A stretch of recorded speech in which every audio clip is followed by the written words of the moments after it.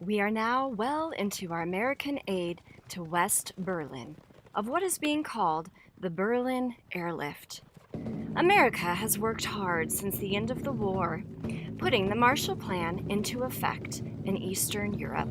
Together with our allies, we have unified West Berlin and created one currency to make them a stronger country.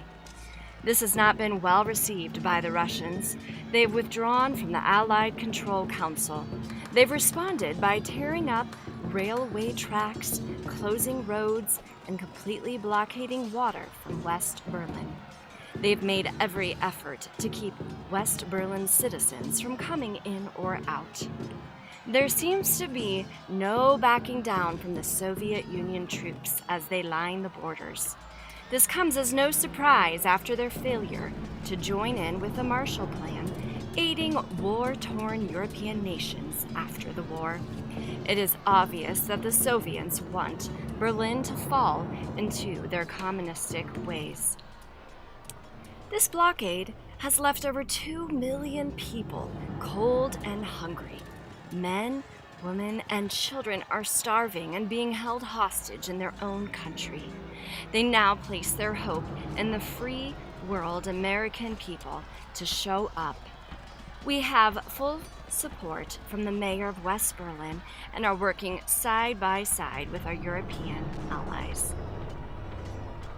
Gail Halvorson, one of the first American pilots to fly to Tempelhof, Germany, delivered over 20,000 pounds of flour. He was greeted by tearful men looking at him like he was an angel. Halvorson has now found a way to deliver candy to expectant children each time he arrives. Uncle Candy Bomber, as the children refer to him as, is delivering tangible hope to the next generation.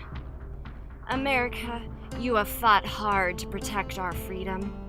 We stand proudly for a free republic, free speech, and rights to vote.